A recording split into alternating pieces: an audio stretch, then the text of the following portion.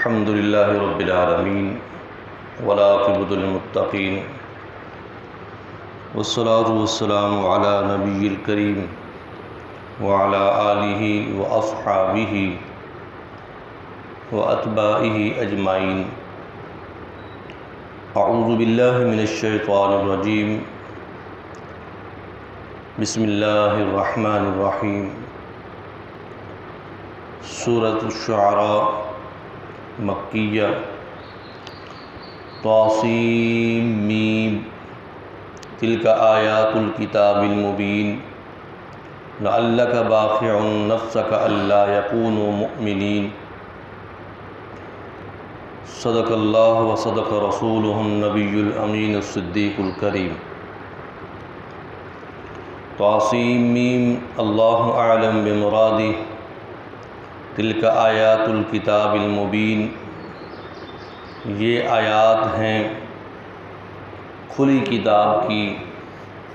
لعلک باخع نفسک، شاید کہ آپ اپنی جان کو تکلیف میں جھونکنا چاہتے ہیں، الا یکونوا مؤمنین، اس بات پر کہ وہ لوگ ایمان نہیں لاتے۔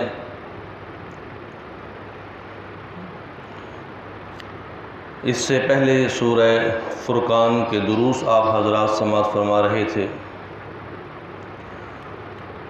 19ویں پارے کی سورہ شعراء ہے۔ سورۃ الشعراء نبی اکرم صلی اللہ علیہ وآلہ آلہ وسلم کی ذات اقدس پر مکہ مکرمہ میں نازل ہوئی۔ مکی دور میں، مکی زمانے میں آپ پر نازل ہوئی ہے۔ اس سورت کا شمار ہجرت سے پہلے والی صورتوں کے ساتھ ہے۔ اس سورۃ شعراء کے اندر زیادہ تر عقائد کے مضامین ہیں، توحید کے مضامین، عقائد کے مضامین، رسالت کے مضامین، اور نبی اکرم صلی اللہ علیہ وسلم کو مشرکین، منافقین اور کافروں کی طرف سے اعتراضات اور اللہ کی طرف سے ان کے جوابات، اور آپ صلی اللہ علیہ وسلم کو قلبی تسلی دینے کی آیات مبارکہ موجود ہیں۔ اور اس ضمن میں آپ صلی اللہ علیہ وسلم کے اطمینان قلب کے لیے پہلے انبیاء علیہ السلام اور ان کی امتوں کے واقعات کا بیان بھی کیا گیا ہے۔ سورۃ الشعراء ان دنوں میں مکہ کے اندر نازل ہوئی جن دنوں میں مکہ کے لوگوں کے اندر شعر و شاعری کا بڑا ہی غلبہ تھا۔ ہر طرف سے شعر و شاعری کی مجالس اور محافل قائم کی جاتی تھی، مشاعرہ ہوتا تھا۔ ہر زمانے کے اندر اپنا ہی ایک روایتی طریقہ چلتا ہے۔ جس طرح حضرت موسیٰ علیہ السلام کے دور میں جادوگری کا ایک بڑا نظام، ایک عالم تھا، دور تھا، اور عیسیٰ علیہ السلام کے زمانے میں طب کا ایک دور تھا کہ حکمت بڑی عروج پر تھی۔ تو نبی اکرم صلی اللہ علیہ وسلم کے زمانہ مکی زندگی میں شعر و شاعری، مشاعرے کا بڑا زور تھا۔ بڑے بڑے شاعر تھے جو حجاز میں آ کر مشاعرہ لڑا کرتے تھے۔ شام سے سفر کر کے آتے، ایران سے سفر کر کے آتے، دوسرے شہروں سے بلوائے جاتے مشاعرہ کے لیے، پھر یہاں بڑے بڑے جو سردار ہوتے تھے یہ مشاعرہ کرواتے تھے۔ ساری رات مشاعرہ چلتا تھا، اور بستیوں کے لوگ، شہروں کے لوگ، حجاز کے لوگ، گرد نواح کے لوگ رات کو اکٹھے ہوتے تھے۔ مشاعرہ کیا ہوتا تھا کہ اسٹیج سج جاتا، عوام آ جاتی، سردار اسٹیج کے ارد گرد بیٹھ جاتے اور ایک محفل سجتی۔ بعض دفعہ اس میں دف بھی بجائی جاتی، بعض دفعہ اس میں گانے بجانے والی خواتین بھی ہوتی تھی۔ تو پھر ان شاعروں کا آپس میں مشاعرے میں مقابلہ ہوتا تھا۔ وہ شاعر کھڑا ہوتا، اپنے سردار کی مدح کرتا، اپنے شہر کی مدح کرتا، اپنی قوم کی مدح کرتا۔ اس میں کئی مثنویات پڑھ جاتا، کئی قطعے پڑھ جاتا، کئی اشعار رباعیات پڑھ جاتا تھا، کیونکہ شعر و شاعری کی کئی قسمیں ہیں۔ بعض شعر رباعی کی شکل میں ہوتے ہیں، بعض شعر مثنوی کی شکل میں ہوتے ہیں، بعض شعر تقابل کی شکل میں ہوتے ہیں۔ تو شعر کی کئی قسمیں ہیں۔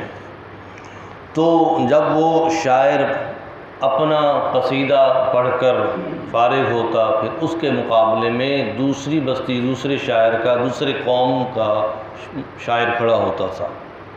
پھر وہ اس سے بڑھ چڑھ کر جوش و خروش میں اپنی رباعیات بولتا، جوش دیتا، جذبہ دکھاتا اور اپنے قوم کی تعریف کی مدح کو ابھارتا ان کے سامنے۔ اس طرح جو شاعر زیادہ مدح کرتا، خوبصورت الفاظ پیش کرتا، تقابل میں آگے، تو پھر سردار اٹھ کر اس کا ماتھا چومتے اور اس پر اپنے پیسے بہاتے، اور تقابل میں اس شاعر کی داد دی جاتی تھی۔ تو یہ اس دور میں جب شعر و شاعری کا ایک عروج تھا، ہر طرف اس چیز کو چاہا جاتا تھا، جب بھی محفل لگتی تھی تو بڑے بڑے شاعر بلوائے جاتے، مدح کرائی جاتی، تعریفیں کرائی جاتی، قوم کی، قبیلے کی، خاندان کی، نسلوں کے حسب، یہاں تک کہ اب تو خیر یہ چیزیں ختم ہو گئیں۔ تو اس دور میں یہ ہوتا تھا کہ شجرہ بھی شعراء پڑھا کرتے تھے۔ ایک سردار کی تعریف میں وہ شاعر آیا تو اس شاعر نے اس سردار کا شجرہ نسب پڑھنا بھی شروع کیا کہ یہ ابراہیم کا باپ یہ تھا، اس کا باپ یہ تھا، اس کا باپ یہ، کرتے کرتے وہ کئی پیڑھیوں تک اس کا شجرہ پڑھتا تھا۔ یہ بھی شاعر کیا کرتے تھے، اور یہ بعد کے زمانوں میں بھی چلتا رہا، لیکن اب آ کر اس چیز کی طرف لوگوں کا دھیان ختم ہو گیا کہ لوگ اپنے شجرے کو اہمیت نہیں دیتے، جبکہ انسان کے نسب کا شجرہ ایک اہمیت رکھتا ہے۔ اسے اپنا شجرہ، اپنے خاندان کا نسب والد کی طرف سے، اپنے خاندان کا نسب والدہ کی طرف سے یاد رکھنا چاہیے، پتہ ہو کہ ہم کس گھرانے سے ہیں۔ یہ تو ہر آدمی جانتا ہے کہ میری قوم فلاں ہے، میری ذات فلاں ہے، میں کاش یہ ہے، لیکن شجرہ ہر آدمی نہیں جانتا۔ صرف دادے پر جا کر بس ہو جاتی ہے کہ میرے ابو کا نام یہ ہے، میرے دادا کا نام یہ ہے، یا بعض زیادہ بھی ہیں تو پردادے کا نام یہ ہے اور پردادے کے ابو کا نام یہ ہے۔ چوتھی پیڑھی پر جا کر ہر کسی کی بس ہو جاتی ہے، اس سے پیچھے شجرے کا کوئی پتہ نہیں کہ اس کا باپ کون تھا، کہاں کا رہنے والا تھا، کہ آیا وہ مسلم خاندان تھا، ہندو خاندان تھا، سکھ خاندان، کوئی پتہ نہیں ہے۔ لیکن اس زمانے میں یہ چیز بڑی اہم تھی، اس لیے آپ سیرت کی کتاب اٹھا کر دیکھیں اور حضرات صحابہ کرام کی حیات صحابہ اٹھا کر دیکھیں، اور اسی طرح تاریخ سابقہ زمانوں کی اٹھا کر دیکھیں، تو آپ کو ایک ولی کا شجرہ اس میں ملے گا، کہ ہر کتاب میں جہاں اس نے اپنا نام لکھا ہے، اس کتاب والے نے اس ولی کا شجرہ بھی لکھا ہے کہ یہ فلاں فلاں فلاں فلاں، چلتے چلتے فلاں صحابی سے جا کر شجرہ ملتا ہے، یہ چلتے فلاں بادشاہ سے شجرہ ملتا ہے، یہ چلتے چلتے فلاں وزیر سے شجرہ ملتا ہے۔ تو اس طرح پہلے زمانے میں صرف شعر و شاعری نہیں ہوتی تھی، بلکہ اس کے اندر بڑی کام کی باتیں بھی ہوتی تھی، نسب پڑھا جاتا تھا، شجرہ پڑھا جاتا تھا، اچھی باتیں بھی ہوتی تھیں۔ تو بہرحال تمہید بیان کرنے کا مقصد یہ ہے کہ اس سورت کا نام ہے شعراء جمع ہے شاعر کی۔ تو جس زمانے میں یہ نازل ہوئی، اس زمانے میں شعر و شاعری کے مشاعرے کی محفلیں ہوتی تھیں، تو اللہ نے اسی زمانے میں قرآن کی یہ صورت نازل فرما کر اس دور کے تمام مشاعرہ پڑھنے والے شاعروں کے مقابلے میں حضور صلی اللہ علیہ وسلم کو مقام عطا کیا، عزت عطا فرمائی، شان عطا فرمائی، درجہ عطا فرمایا، اور آپ صلی اللہ علیہ وسلم کے کلام یعنی اپنے قرآن مجید کو سب پر فوقیت عطا فرمائی، کہ جس وقت وہ زمانہ آیا تو اللہ کا حکم آیا حج کے موقع پر کہ محبوب یہ سارے شعراء بڑے بڑے لکھ کر آئے ہیں اشعار اور انہوں نے بیت اللہ کے پاس لٹکانے ہیں، تو آپ ہمارے قرآن میں سے سورہ کوثر لکھیے اور آ کر آپ بھی بیت اللہ کی دیوار کے ساتھ باب کے ساتھ لٹکا دیجیے۔ تو حضور صلی اللہ علیہ وسلم نے حضرت علی رضی اللہ عنہ کو حکم فرمایا کہ قرآن کی سورۃ کوثر لکھی، تو آپ نے سورہ کوثر لکھی اور آپ نے وہ صحیفہ اللہ کے گھر بیت اللہ کے دروازے کی چوکھٹ کے ساتھ لگا دیا۔ اب وہ شعراء نے اپنے اپنے بھی اشعار کے صحیفے لٹکائے۔ اب جو شاعر آتا اور وہ آ کر دوسرے کا صحیفہ پڑھتا تو لازماً وہ قرآن کی سورت کو بھی پڑھتا۔ جب بڑے بڑے شاعروں نے قرآن کی یہ سورت پڑھی تو ان کی عقل دنگ رہ گئی کہ یہ کون سا کلام ہے، یہ کہاں سے آ گیا۔ تو جب انہوں نے سورہ کوثر کا تقابل اپنے اشعار کے ساتھ کیا تو ان کے اشعار تو سورہ کوثر کے مقابلے میں کچھ بھی نہیں تھے، تو اپنی انگلیاں دانتوں میں دے کر چبانے لگے اور کہنے لگے ما ھذا الا بشر، یہ کسی بشر کا کلام ہے ہی نہیں، یہ کسی انسان کا کلام ہی نہیں ہے، حاشا اللہ، ہم سے غلطی نہ ہو۔ وہ کہا کرتے تھے شاعر، ہم سے اگر غلطی نہ ہو تو یہ کلام وہی کلام ہے جس کو محمد رسول اللہ صلی اللہ علیہ وسلم پڑھتے ہیں، یہ وہی کلام ہے۔ تو جب سے سورہ کوثر کو لٹکایا اس کے بعد سے وہ سارا نظام ہی درم برم ہو گیا، وہ شعر و شاعری کا نظام ختم ہو گیا۔ تو اللہ تعالیٰ نے اس صورت میں ان حالات کا ذکر کرتے ہوئے فرمایا تلک آیات الکتاب، اے نبی ان کے تو شعر ہیں اور شعروں کے اندر 100 جھوٹ بولتے ہیں، 100 ملاوٹیں کرتے ہیں، 100 عشقیہ باتیں ہوتی ہیں، 100 شہوانی باتیں ہوتی ہیں، 100 غلط باتیں ہوتی ہیں جو اپنے سردار کی مدح میں جھوٹ بول رہے ہوتے ہیں، حالانکہ سردار کے اندر وہ خوبیاں نہیں ہوتی۔ سردار کا نسب غلط بول جاتے ہیں، کسی کو کوئی پتہ نہیں ہوتا۔ سردار سے صرف پیسے لینے کی خاطر اس کی مدح کرتے رہتے ہیں، ایسے ایسے اشعار پڑھتے ہیں جبکہ اس کے اندر یہ خوبیاں نہیں ہوتی۔ آئیے تلک آیات الکتاب، یہ جو کتاب ہم نے آپ کو عطا فرمائی یہ کوئی شعر تھوڑی ہے، یہ رباعیات نہیں ہے، یہ جھوٹ کی کتاب نہیں ہے، یہ جھوٹ موٹ کی تعریف والی کتاب نہیں ہے، اس کے اندر تو سچائی ہی سچائی ہے۔ آیات الکتاب المبین، یہ قرآن کھلی کتاب ہے۔ مطلب کیا ہے، اس کو دنیا کے جس کونے میں جا کر چیلنج کر دو، کوئی دنیا میں کوئی بادشاہ، کوئی وزیر، کوئی طاقت بھی اس کا مقابلہ نہیں کر سکتی۔ قرآن ایک معجز کتاب ہے، اس کی دنیا کے سارے علوم اس کا مقابلہ نہیں کر سکتے، دنیا کے سارے ماہر اس کا مقابلہ نہیں کر سکتے، دنیا کے سارے ادبیاء اکٹھے ہو جائیں، شاعر اکٹھے ہو جائیں، ماہر علم اکٹھے ہو جائیں، ماہر فن اکٹھے ہو جائیں، تلک آیات الکتاب المبین۔ اور خود اللہ نے قرآن مجید میں فرمایا فَأْتُوا بِكُلِّ عَشْرٍ، اگر تم اتنے مہارت رکھتے ہو عرب کی تو پھر قرآن جیسی صورت بنا کر لے آؤ، لاؤ قرآن کی صورت بنا کر، کوئی قرآن کا ایک رکوع بنا کر لے آؤ، پھر ایک جگہ فرمایا کوئی ایک آیت ہی بنا کر لے آؤ، بھلا تم سورہ کوثر جیسی ایک صورت ہی بنا کر لے آؤ، ہم بھی دیکھیں تم قرآن بنا سکتے ہو۔ لیکن نہیں، قرآن اللہ نے خود فرمایا کہ تم نہیں بنا سکتے اور ہرگز نہیں بنا سکتے۔ اللہ کا کلام معجز ہے، اللہ کی کتاب سچی کتاب، اللہ کا کلام سچا کلام ہے۔ جب بھی کسی نے قرآن مجید کے ساتھ مقابلہ کیا ہے ہمیشہ وہ پاش پاش ہوا ہے، ہمیشہ وہ نیست و نابود ہوا ہے، کبھی بھی کامیاب نہیں ہوا۔ قرآن کی حفاظت قیامت تک اللہ نے کی ہے۔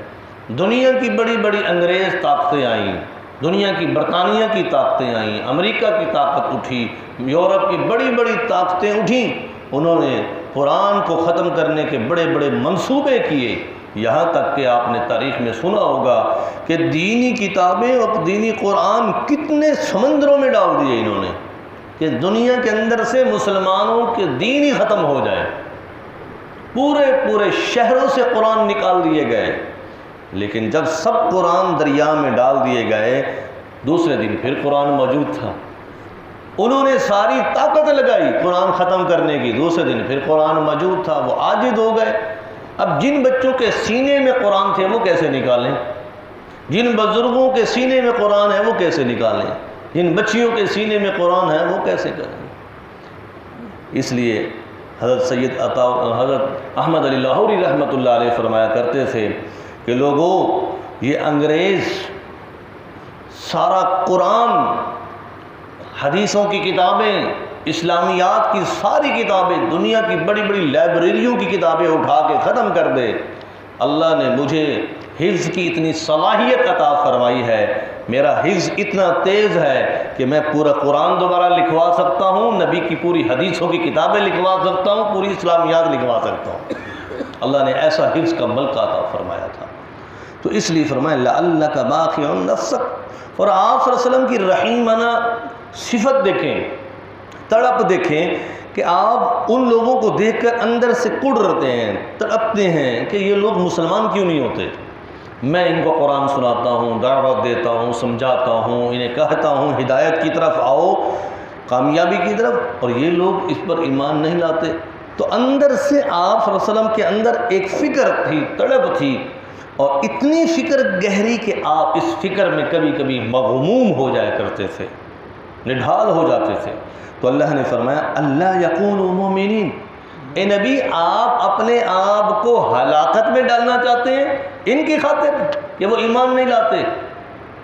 آپ کے ذمہ ہے ان تک دین پہنچا دینا، بات کر دینا، دعوت دے دینا، ہدایت اللہ کے ہاتھ میں ہے۔ آپ اتنا نہ غم زدہ ہوں کہ آپ اپنے آپ کو جھونک دیں، نہیں، آپ فکر ضرور کریں، آپ نے اپنا حق ادا کر دیا، باقی اللہ یکونوا مؤمنین، ایمان نہیں لاتے، یقین نہیں کرتے، تو وہ ہدایت تو اللہ کے ہاتھ میں، اللہ جسے چاہے جب چاہے ہدایت عطا فرمائے۔ اللہ تعالی ہمیں قرآن کی سمجھ نصیب فرمائے، آمین۔ الحمدللہ حمدا کثیرا طیبا مبارکا فیہ، ربنا آتنا فی الدنیا حسنہ وفی الآخرۃ حسنہ وقنا عذاب النار، ربنا ظلمنا انفسنا وان لم تغفر لنا وترحمنا لنكونن من الخاسرین، اللهم اعنا على ذکرک وشکرک وحسن عبادتک یا حی یا قیوم، وصلی اللہ تعالی علی خیر خلق محمد وعلی آلہ وصحبہ اجمعین، آمین۔